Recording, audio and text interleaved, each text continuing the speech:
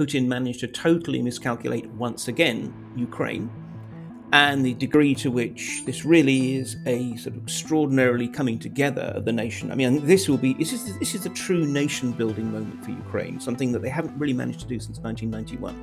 So in that respect, Putin can, if he's thinking about his historical legacy can be as the father of the Ukrainian nation. Likewise, the West has demonstrated much greater unity than, to be perfectly honest, I think all of us expected. I'm Megan Gibson, Executive Editor of Foreign in London. This week, our guest is Mark Goliad, who is not only an expert in Russian security, he's also an honorary professor at the School of Slavonic and East European Studies, University College London, and the author of the books The Weaponization of Everything and We Need to Talk About Putin, How the West Gets Him Wrong. As Russia's invasion of Ukraine enters its fifth day, he's here to discuss the latest in the conflict, what miscalculations Vladimir Putin has made so far, and why so many experts failed to predict this. Mark, thank you very much for joining me. Oh, thanks for the invitation. So this has been a very fast-moving conflict. We're recording this Monday morning following what was an eventful few days over the weekend.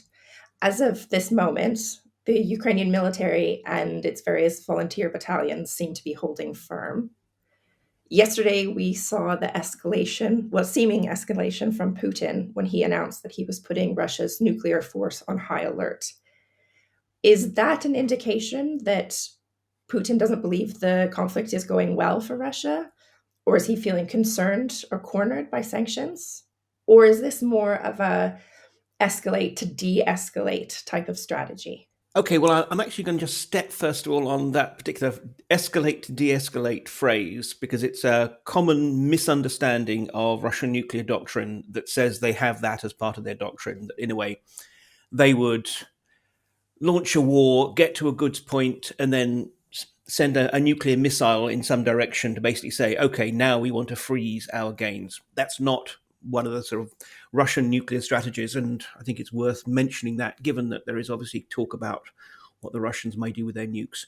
But more broadly, yes, I mean, I think this is clearly the case that Putin had very different expectations for how things would go. I think the idea was, I mean, again, insofar as one can trust the rumors that are circulating, was the expectation that within 2 days, Kyiv would have been taken.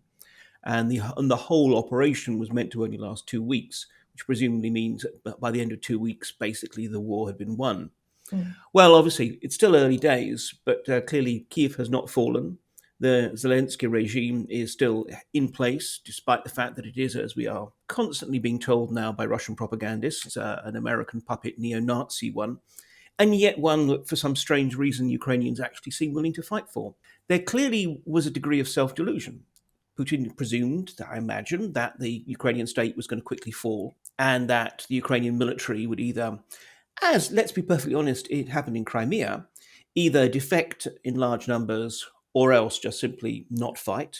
None of that has happened. Again, I think it's an interesting insight into how Ukrainian society is much more bottom-up in terms of the way it organizes itself and mobilizes, that you have had this huge public wellspring of enthusiasm to resist, as well as the obviously passion of the fighters of the regular military.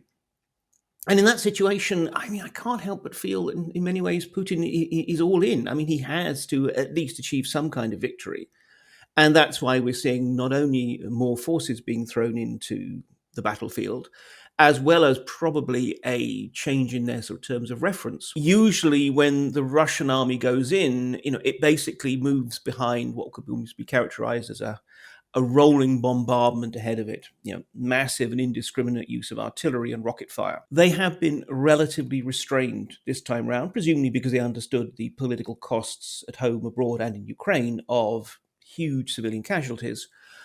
Unfortunately, Putin might be tempted to take away that particular political restriction. And lastly, we've had this particular nuclear announcement that, again, I think it's really important to stress. There are 4 levels of nuclear preparedness in the sort of the Russian escalatory chain. All this has done has moved Russia from the bottom one to the next to bottom one. So it's not actually as if there is an imminent threat of missiles being launched. It's more, I think, precisely that just as things like the SWIFT disconnection has been described as a sort of an economic nuclear weapon, well, since Putin is obviously feeling the impact of that, I think he's wanting to note that he actually has the real ones too, in the hope that this acts in some kind of deterrent force. Briefly, before we kind of unpack all of that, including the effect sanctions have already had within Russia, I wanted to quickly ask you, why do you think so many Russia experts and analysts who didn't actually believe that Putin was going to launch a full-scale attack, why do you think they got this wrong? What were they missing? Well, we did see quite a sharp division between the sort of military-oriented analysts who were much, much more bullish, hawkish, insert animal of choice, and definitely did think that there was going to be a full-scale war, and those who basically follow the political scene, like myself, who either thought it was inconceivable or, I mean, my usual estimate was it was 30 to 40%. I definitely thought the balance of probabilities was against. And I think it comes down to several things. I mean, one is, again, I think the military analysts, they tend to assume that capability equals intent, that you're not going to build up this kind of a force unless you're planning on using it, which, for the record, I still think is a flawed assumption. Because back in spring of last year, one of the reasons why people were saying, oh, the military build-up then is not serious was precisely because it didn't have all the components in place for a proper military offensive. It was all teeth. There wasn't the logistical backup and so forth. And quite frankly, if this had all been intended as an exquisite bluff, and there were smart people operating in the Kremlin, and one has to assume that there are smart people operating in the Kremlin, then presumably they would think, well, okay, if those are the ingredients we needed to add to make our bluff plausible, then this time we'll add them. So, I think it's, I mean, yes, they were right, but I think there is an issue with that particular calculation. For those of us on the political analysis side, I think there were two things. One is just clearly that we were making certain assumptions about common sense that failed to represent the rationality, if I can use that word, of the Kremlin, or particularly of Putin. I think the extent to which this is a one-man decision, I think became starkly obvious at the now infamous Monday Security Council meeting that was televised, in which sort of each of the powerful boyars of the system was essentially forced to just simply rubber stamp Putin's decision on pain of being sort of bullied and humiliated. But also it's because pretty much everyone we spoke to in Russia was convinced that there wasn't going to be a war. I mean, I think this is one of the interesting things, that it is clear that although certain people within the security apparatus had an idea of what was coming, this was not in any way communicated through to Putin's machine, and most Russian officials basically learned about it at the same time as the rest of us, which is one reason why the propaganda has been so clumsy. There wasn't any kind of serious build-up to try and prepare Russians for this war, all these sorts of things. And, therefore, I think it was a genuine and general failure to appreciate that in some ways what we have now is a new Putin. And I think this is the problem. These paradigm shifts, we can only really be certain about them after they happen. In some ways, we saw that in 2014 with the annexation of Crimea. A Putin who was willing to go beyond sort of limits that he himself had in effect set for himself previously. Now, likewise, we now know that we are definitely dealing with a different Putin. But in some ways, we had relatively little opportunity to really get a sense of him through the COVID years, which I think will, in hindsight, prove to have been significant in terms of closing down his circle yet further, leaving him brooding on the alleged mistreatment of Russia and such like. That's the key thing, that basically, politically speaking, this does not make sense. And this is indeed, I would say, the start of the end of Putinism. Mm-hmm. But on the other hand, if you actually are just simply looking at the facts on the ground militarily, again, clearly this looks like a real preparation for a real war. You mentioned rationality and a new Putin, not to sound, glib, but has Putin gone mad? Has he lost complete touch with reality? I mean, look, in some ways, on a purely emotional level, I want to say yes, absolutely. I mean, this is a barking mad decision. But on the other hand, I push against this notion that we just simply say, oh, he's mad. Because I think in some ways it's too easy and it lets us off the hook. It means, well, he's mad. How can we possibly be expected to predict, understand, and follow the thoughts of someone who is insane. I think that he clearly has some deeply disturbing and also just thoroughly wrong ideas about Russia, about Ukraine, absolutely, and about how the world works. I think there is still essentially a pragmatic and rational human being there who is making decisions based on very, very inaccurate understandings of the world. And I think this is one of the things that we have to appreciate, the extent to which actually sensible people, even slightly unhinged sensible people, can still make very bad decisions if the information they're getting is limited, partial, or downright wrong. Again, for me, this is one of the scariest things about this whole process, how it really underlined the extent to which Putin gets his information, insofar as he gets information, from a small group of exceedingly hawkish individuals and a slightly larger group of essentially timorous cronies who do not dare tell him things that go against his assumptions and understandings. Again, to go back to that Security Council meeting, because again, I think in so many ways it epitomizes the processes going on. You had his own, and worth mentioning, Ukrainian-born emissary to the peace talks, the Normandy format peace talks, who, after giving a general briefing and yes, on prompting, backing Putin's plans, but then wanted to weigh in. He wanted to speak more broadly, and this is the one guy who has been taking point on the whole issue, and Putin cut him off. He tried again. Kudos to him. Putin cut him off a second time, much more kind of clearly and definitely. This is it. Putin is not interested in actually getting briefings. He's interested in getting accolades, and he's interested in just simply getting reinforcement for what he believes to be right.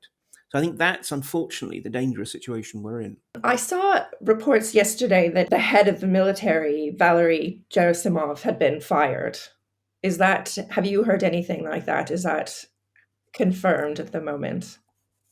Not at all. Quite the opposite. If anything, again, who knows in the current situation, but actually, no, this definitely doesn't seem to be the case.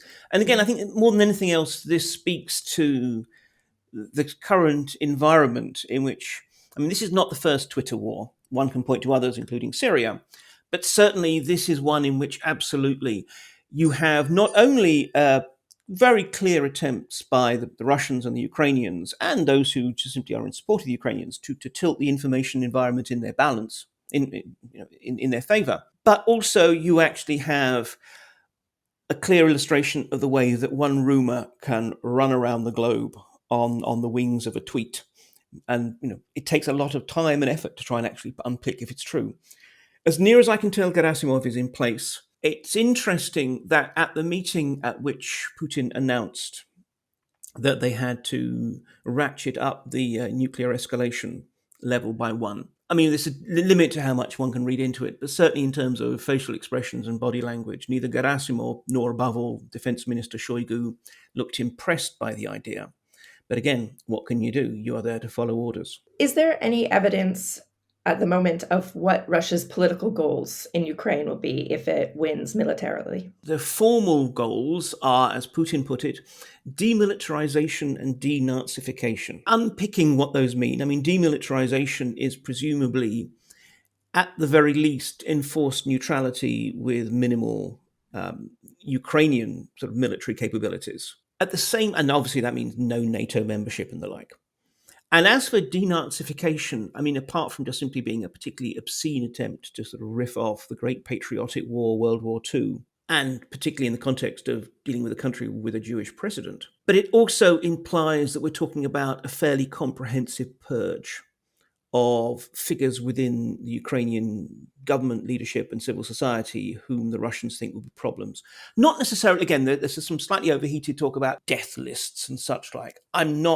Maybe I'm so over-optimistic. I'm not convinced that we're talking quite that level, but I'm sure arrests, removal from office and such like, which of course you can only do if you have absolute control over the country. So the corollary of that is that the intention is to impose some kind of puppet quisling regime in Kyiv and to maintain whatever forces will be necessary to actually ensure that it's in place. Well, that might have been the original goal. It's clear, though, that it's not happening at all at the moment. But it's also clear that there may well have been a sort of a phase two notion. It's quite interesting. There was an article that was clearly written to be ready to be run by RIA Novosti news agency after this sort of, glorious quick victory, because it kind of was written as if in the past tense it was talking about a victory, which RIA Novosti accidentally, it seems, published. Now, they very quickly took it down, but such is the nature of the internet, that things are available on the Wayback Machine and such like. And also, of all places, it ended up also run in translation in an English language Pakistani newspaper. And in it, this pundit, who was clearly sort of in the thoroughly nationalist and loyalist camp, presented this as just the first stage in the natural reunification of the Slavic people, Ukraine, Belarus, and Russia, back into some kind of common unit. Now, again, we don't know how far Putin himself had subscribed quite to that kind of imperialist strategy,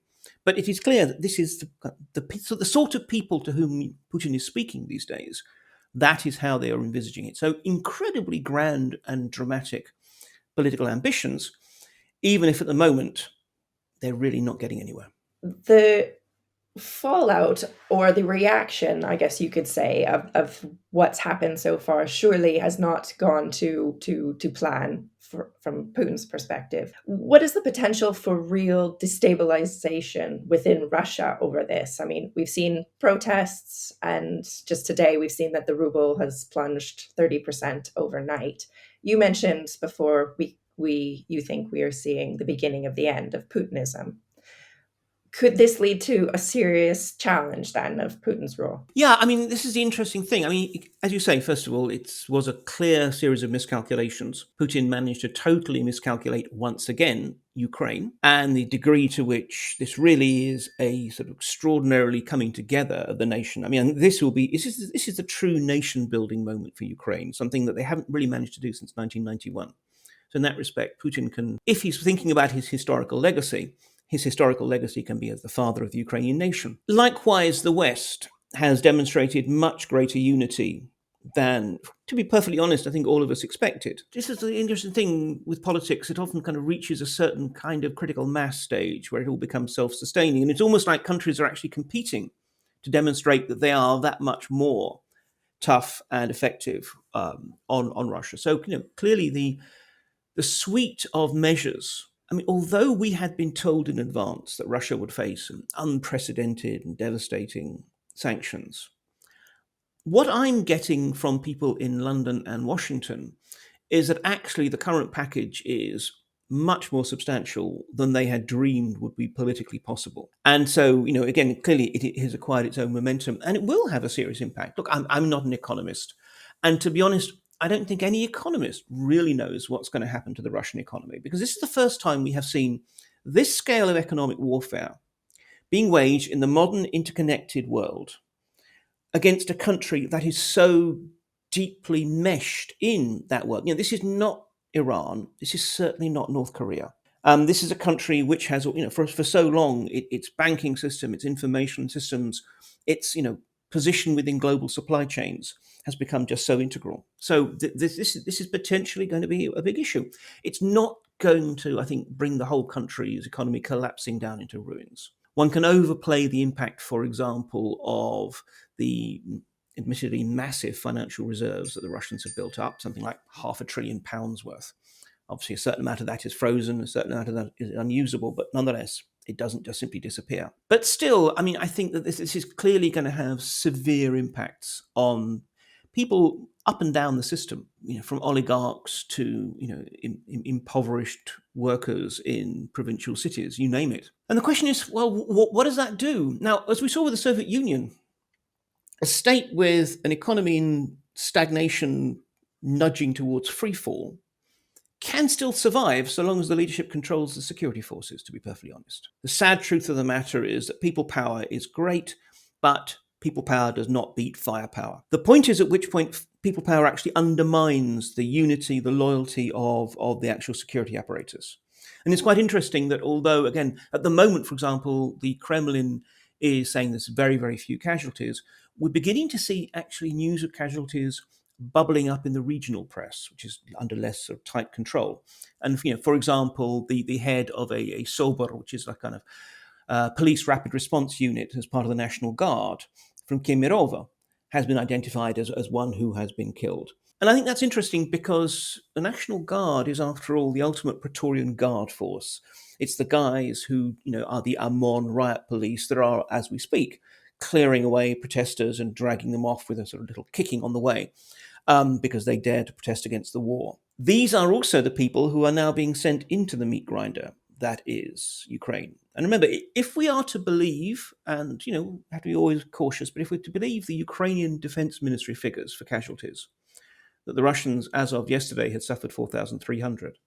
That means that in 4 days of war, the Russians have suffered as many casualties as the Soviet Union did in 3.5 years of war in Afghanistan, the first 3.5 years of war in Afghanistan. Again, it gives that kind of context. So we might begin to see splits within the security apparatus. For the moment, we're going to see the brave protesters out on the streets. We're going to see a lot of people just hunkering down in a sort of survival mode, as they think, well, okay, how are we going to cope in the current economic environment? And so long as the fundamentals of the system continue to work, so long as there is, at least enough food in the shops, so long as the transport system can work, so long as people are getting paid their salaries and their pensions and actually can access ATMs in due course, then I think we still have quite a while for the sort of, it's going to be about a slow grind down of the system as it loses legitimacy. But on the other hand, if any of those fundamental things become seriously impacted by the sanctions, then things could change really very quickly and very unpredictably. Well, you mentioned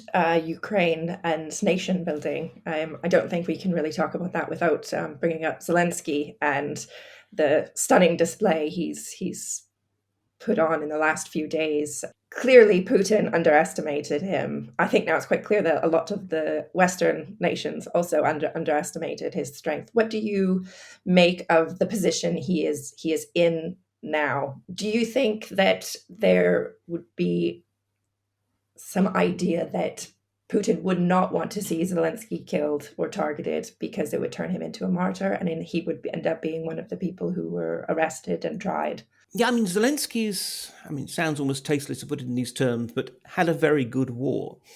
Absolutely. A lot of people felt that he didn't ultimately have the backbone that the job required, and I think he has conclusively and convincingly demonstrated otherwise. It's been a very powerful, again, if I say performance, I don't mean to say that he's not actually being himself, but on the other hand, any national leader, especially in such a situation, is also a public character. Even things like his eminently memeable line about "I don't need a ride, I need ammunition," when he was offered to be evacuated. These are the kind of things which, on the one level, they seem trivial, but on the other hand, whole perceptions of conflicts, leaders, and governments can often tilt on a single line or a single image. And the sight of him still out there in the streets of Kiev as it's under bombardment, demonstrating that he's still there and that the Ukrainian state still stands. Again, extraordinarily powerful. Now, again, look, the rational thing absolutely would not be to let him become a martyr. One might suggest that the rational thing would not be to, poison your main opposition candidate, or indeed invade a country the size of France.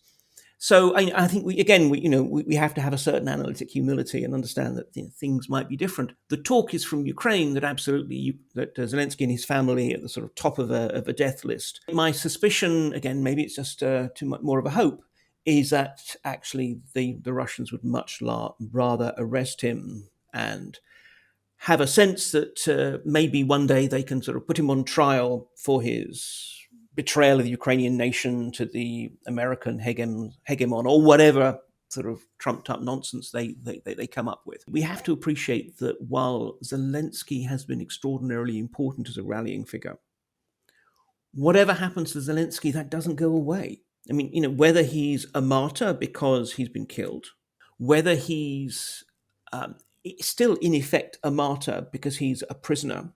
And again, I think it's worth saying that he's demonstrated himself to be sufficiently strong-willed that it's not like if he was arrested that he would kind of flip after a certain amount of sleep deprivation and the like and be willing to sort of sign some confession like a Stalinist show trial. So I think that either way, he would remain an extraordinarily powerful symbol of Ukrainian nationhood. And also, what if something happened to him? In the grand scheme of things, it's wrong that one individual should count more than others. But realistically, Western governments would clearly have to act in a particular way if he were either killed or detained. That again, I think it's the kind of thing which will probably lead to some new variety of sanctions or the like being imposed. Because I'm always reminded of the fact that when a British artilleryman had Napoleon in his sights at Waterloo and was looking for the permission to fire, and the Duke of Wellington said that it is not the job of generals to make war on other generals. The implication is it's just for the ordinary soldiers to kill each other. Well, likewise, I think national leaders and politicians do have a sense that one of their own does have a particular special status and needs to be protected. While NATO members have said that they absolutely will not get involved in the sense of, actually fighting the war, sending boots on the ground in Ukraine, what are the possibilities of regional spillover? I mean, Ukraine borders several NATO member states. Fighting could get quite chaotic. What are the chances that this could basically tip over outside of Ukraine? Limited but not impossible, I think, is the honest answer. I mean, clearly the impact of the war already is, as we see so many sort of refugees streaming into neighbouring countries. At the moment, as you say, NATO is very clear that it's not going to get directly involved. And that also affects, we have periodic calls for a no-fly zone to be imposed over Ukraine to deny Russia its use of air power. I think what a lot of the people advocating that don't quite realise is that a no-fly zone is not a magical spell that somehow grounds aircraft. It means that you are willing to send your aircraft in to shoot down the others. And if that happens, we are at war.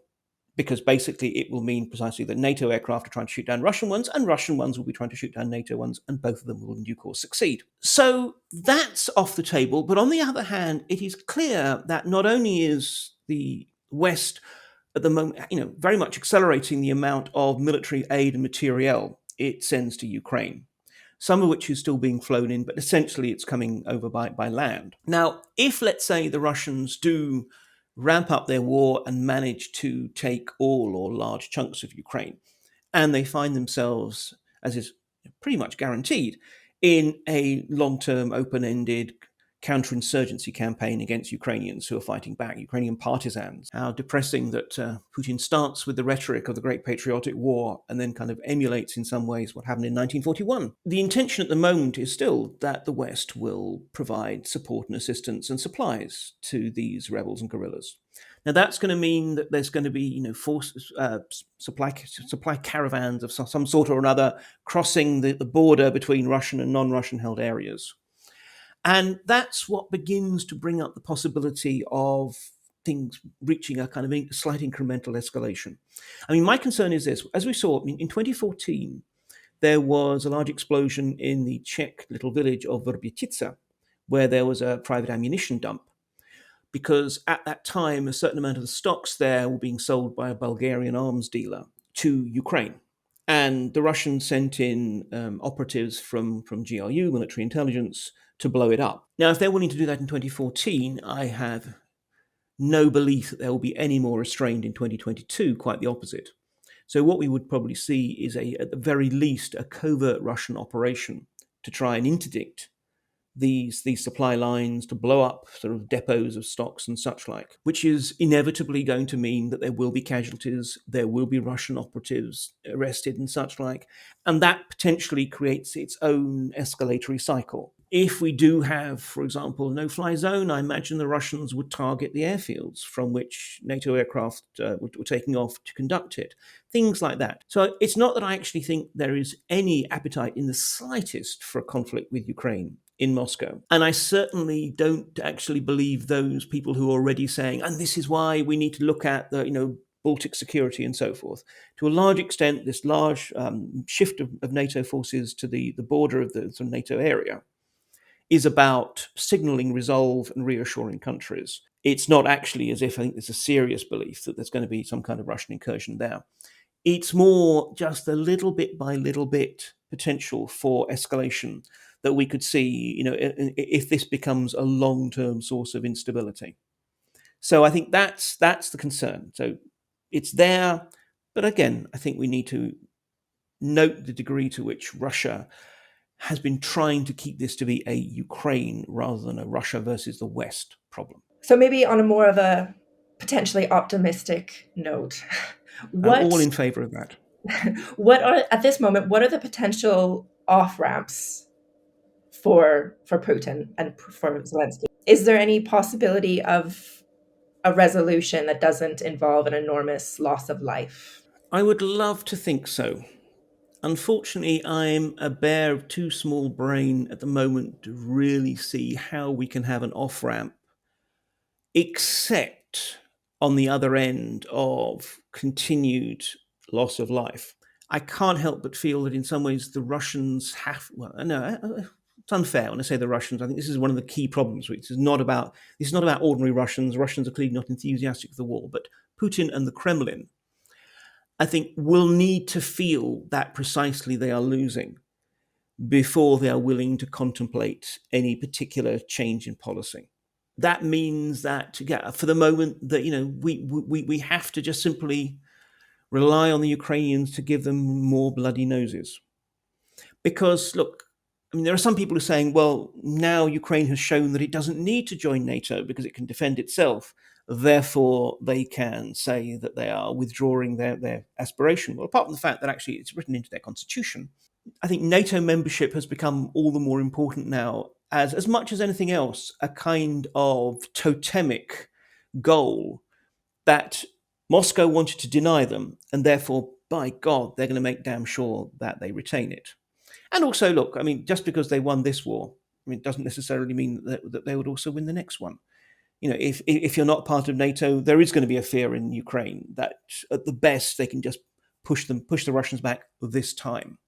So I think it's hard to see how the Ukrainians can really make any kind of a deal in this situation. I mean, this has always been one of the issues that Zelensky and Poroshenko before him, they had options that would perhaps have satisfied Putin. But apart from the fact that those options would clearly have been at the expense of Ukrainians' sovereignty and statehood, they also would have been politically suicidal for any Ukrainian leader to adopt. I mean, they always have to worry about the nationalist flank and how it's going to be projected. So, at the moment, I mean, I can't see how the Ukrainians, again, unless they suffer a vastly sort of worse war than they at the moment are, which is possible, or unless likewise the Russians again suffer a lot more losses, such that actually the prospect of victory seems either impossible or more likely Pyrrhic because the costs are too great. I can't see any kind of common ground at the moment. So, I mean, I usually try and find the most optimistic sort of note one can find in any situation, but on that and in the shortish term, I see no off ramps. I think, to be perfectly honest, Putin has dynamited them all. Mark Galeotti, thank you so much for joining us today. Sorry, we didn't get to end on an optimistic note after all, but thank you for your time. My pleasure. If you've enjoyed this episode of World Review, please like, subscribe, leave a review. Thank you for listening, and until next time.